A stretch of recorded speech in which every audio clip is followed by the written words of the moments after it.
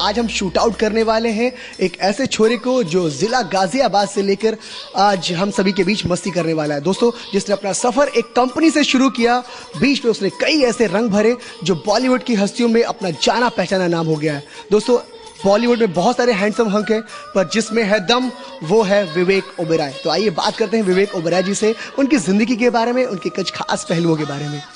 विवेक जी नमस्कार। नमस्कार अमित। कुछ भी कहने से पहले ये कहूँगा कि बहुत ज़बरदस्त आपकी पर्सनालिटी लगी मुझे और बहुत बढ़िया आप काम कर रहे हैं। Fantastic anchor and wish you all the best for your career. Thank you very much Vivek ji. Vivek ji, हम जानते हैं कि हर इंसान का एक बचपन होता है। विवेक का भी कोई बचपन जरूर होगा। वो कैसा था? कुछ चुलबुला था, कुछ शरारत भरा था, या कुछ ऐसे ही जैसे आज वो हैंडसम हक दिखता है वैसे ही फ्लर्ट करता है, वैसे ही था? मैं एक्चुअली बहुत बहुत बहुत सीधा लौट रहा था, बिल्कुल जलेबी की तरह। हाँ, काफी बदमाशी करता था, काफी मस्ती करता था। दादी माँ बड़े प्यार से कान्हा, नटखट, किसना कहा करती थी। तब पता नहीं था कि आगे चल के हम किसना जैसी फिल्म भी करेंगे, बल्कि बहुत बदमाशी करते थे, लेकिन बहुत प्यार भी मिलता था लोगों से, पूरे मोहल्ले से बहुत प्यार मिलता था। हर से एक अपनापन मिलता था, लेकिन नटखट बहुत थे। विवेक जी, बहुत अच्छी बात आपकी हमने जानी बचपन के बारे में। जब आप युवा हुए और आपने युवा भी करी, उसके बाद पापा को बहुत प्राउड हुआ होगा आप पे। उस समय कैसा लगता था आपको जब आप पहली बार आपने फिल्म करी, आपने अपने आप को देखा और पापा को प्राउड हुआ, तो कैसा लगा आपको? मेरे लिए मेरे माता पिता बिल्कुल भगवान स्वरूप हैं। तो जब मैंने उनकी आंखों में, जब मुझे पुरस्कृत किया जा रहा था, जब मैं फिल्म फेयर अवार्ड वगैरह जीत रहा था, स्टारडस्ट अवार्ड जीत रहा था, आईफा अवार्ड जीत रहा था, और उनकी आंखों में एक गर्व छलकते हुए देख रहा था, तो मुझे इतनी खुशी मिली। मुझे लगा कि दुनिया के सबसे बड़ा अवार्ड ये है मेरे लिए कि मेरे माँ बाप का आशीर्वाद है और मैंने कुछ ऐसा काम किया है ज़िंदगी में जिससे उन्हें मुझ पर गर्व है। बिल्कुल विवेक जी, एक बहुत ही खास बात हम ज़रूर जानना चाहेंगे। कहते हैं कि माँ बाप का जो प्यार होता है वो भुलाए नहीं भूलता। आपके पापा एक बहुत ही ज़बरदस्त आर्टिस्ट है और उनकी एक्टिंग का कोई भी जोड़ नहीं है, या कह सकते हैं ही इज़ यूनिक पर्सनालिटी। आपको भी विरासत में एक्टिंग मिली हुई है, आप उसके बारे में कुछ कहना चाहेंगे कि आपका एक्टिंग में कैसे इन्वॉल्वेशन हुआ? मैं बचपन से बड़ा शौकीन था, थिएटर वगैरह करता था, प्लेस वगैरह करता था, ड्रामा करता था। सबसे पहला ड्रामा वो होता था कि स्कूल किस तरह से नहीं जाना है, मम्मी को किस तरह से पटाना है कि हम स्कूल, आज पेट में दर्द है, आज सर में दर्द है, आज बुखार है, ये वगैरह सब ड्रामा करते करते, प्रैक्टिस करते करते फिर एक्टर बन गया।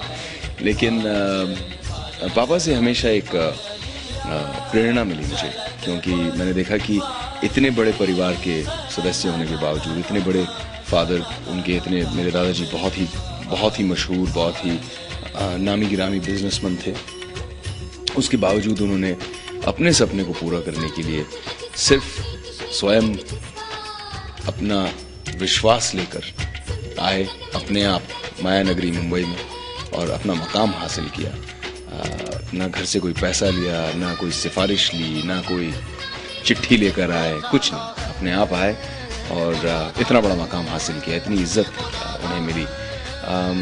तो ये मेरे लिए एक बहुत बड़ा प्रेरणा का स्रोत था कि मैं हमेशा उनकी ओर देखता था और कहता था कि बनूंगा तो बिल्कुल पापा की तरह अपने बल पर बनूंगा। इसीलिए जब बड़ा हुआ और अब्बास मुस्तान साहब ने मुझे कहा कि बेटा हम तुम्हें लॉन्च करते हैं और पापा प्रोड्यूस करेंगे, तब मैंने बड़े प्यार से उन्हें गले मिलाकर मैंने कहा आप आशीर्वाद दे दीजिए बस, लेकिन मैं खुद 1 साल स्ट्रगल करना चाहूँगा अपने आप, और मैं नहीं चाहता कि मेरे पापा मुझे लॉन्च करें, मैं खुद जाकर अपना नाम बनाना चाहता हूँ। और काफ़ी मैंने कोशिश की बिना किसी को बताए कि मैं सुरेश ओबेरॉय साहब का बेटा हूँ। जैसे आम लौके स्ट्रगल करने निकलते हैं ऑफिस के बाहर, 8-8 घंटे लाइन में खड़े रहते हैं, वैसे मैं स्ट्रगल करता था अपने। माय गॉड, ये बहुत ही इंटरेस्टिंग बात है। दोस्तों, आप सभी को बता दें कि एक आम इंसान जो एक आम आर्टिस्ट होता है जैसे स्ट्रगल करता है मुंबई में, वैसे विवेक जी भी करते हैं। विवेक जी, बहुत ही अच्छी बात है आप बता रहे हैं, और वाकई आपके अंदर जो मुस्कान आपकी जो छलक रही है, ये बता रही कि आपके अंदर कितना अच्छा एक्टर छुपा हुआ है। हर एक इंसान का एक रोल होता है, हर इंसान चाहता है कि वो अपना ड्रीम रोल करे। आपका कोई ड्रीम रोल है? आप किसी एक्टर की तरह या किसी की तरह बनना चाहते हैं? मुझे लगता है कि जब हम वो रोल कर रहे होते हैं तो हमको लगता है ये हमारा ड्रीम रोल है। जब मैं प्रिंस कर रहा था तो मुझे लग रहा था यार क्या कर, ऐसा रोल जहाँ पे आप 3 खूबसूरत कन्याओं को रोमांस कर रहे हैं, ऐसा रोल जहाँ आप बिल्डिंग के ऊपर से छलांग मार रहे हैं, हेलीकॉप्टर से लटक रहे हैं, एक्शन कर रहे हैं, मोटर बाइक्स के ऊपर एक्शन कर रहे हैं, इससे ज़्यादा क्या मिल सकता है।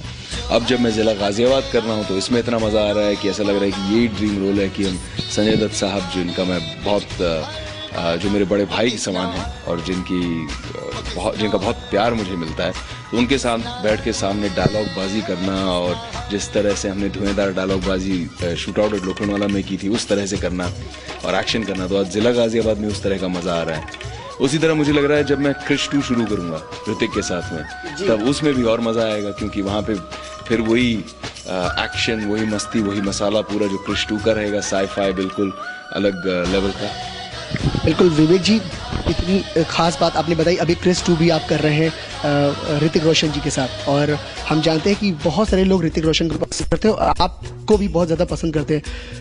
आप क्या मानते हैं कि जब आप क्रिश 2 करेंगे तो सबसे ज़्यादा किसे देखने वाले हैं, लड़कियाँ किसे पसंद करने वाली है? इसमें मज़ा इस बात का है कि मैं क्रिश 2 में रोल इस तरह से प्ले कर रहा हूँ, एक क्रेजी पागल विलन का, जो बहुत मेरे हिसाब से एंटरटेनिंग होगा, बहुत मज़ा आएगा इसे देखने के लिए।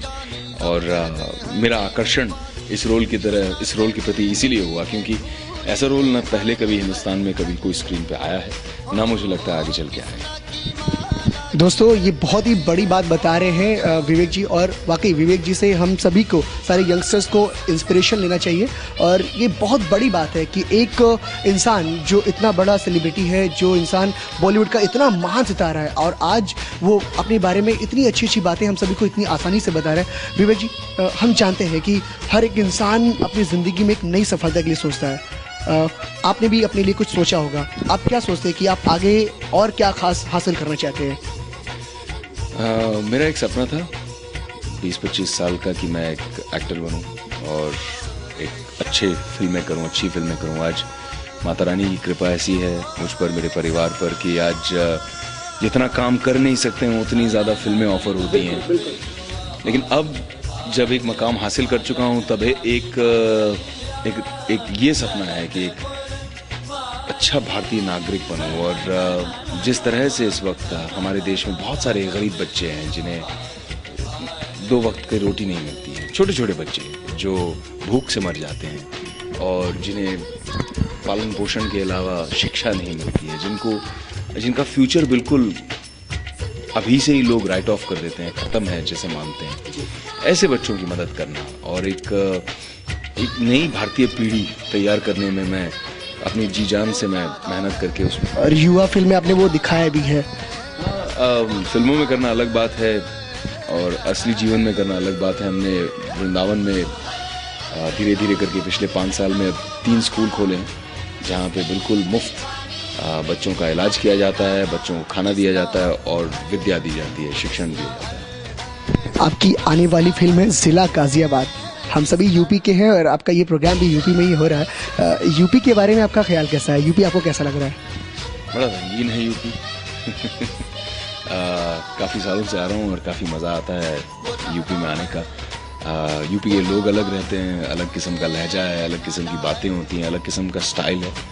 यूपी में जो लड़के हैं, जो यूथ है, उनका तेवर कुछ और ही है। तो यहाँ पर भी आप एक ऐसा कोई रोल प्ले कर रहे हैं जो बहुत ही तेवर भरा हुआ है, बहुत स्टाइल भरा हुआ है, और कहते हैं कि बहुत ही जो यंग जनरेशन का जो यूथ होता है बहुत स्टाइलिश होता है, बहुत ख़ास सोचता है। क्या वैसी सोच है उस कैरेक्टर की? बस इतना कहूँगा कि पूरे यूपी के यूथ मेरे हिसाब से जब सतबीर को देखेंगे तो सीटी मारेंगे। सतबीर को देखेंगे तो सीटी मारेंगे। और लड़कियाँ क्या करेंगी? आहें भरेंगी। आहें भरेंगी। बाकी कितनी अच्छी बातें बता रहे हैं विवेक जी। आप आज तक यहाँ तक पहुँचे हैं और बहुत बड़ी बड़ी फिल्में आपने करी है और सबने बहुत पसंद आपको किया है। बॉलीवुड ही नहीं बल्कि हॉलीवुड में भी लोग आपकी तारीफ़ करते हैं, बहुत सारी फिल्में विदेशों में भी देखते हैं। आपको लगता है कि आपको कोई ऐसा कैरेक्टर प्ले करना चाहिए जो विदेशों में बहुत ज़्यादा फेमस हो? जैसे आपने प्रिंस किया, प्रिंस बहुत ही फेमस हुआ, तो ऐसा कोई और आपका ड्रीम प्ले है? काफ़ी फिल्में बन रही हैं अब। क्रिश के अलावा, ज़िला गाज़ियाबाद के अलावा मैं एक और फिल्म कर रहा हूँ 1140 की लास्ट मेट्रो, और एक फिल्म कर रहा हूँ मस्ती 2 जो मस्ती का सीक्वल है। उसके अलावा शूट आउट 2 भी मुझे ऑफ़र हुई है इस वक्त। काफ़ी फिल्में चल रही हैं, काफ़ी फिल्में हमने प्लान की हुई हैं, तो मुझे लगता है कि अगले साल काफ़ी एक्शन भरा और काफ़ी मस्ती भरा होगा।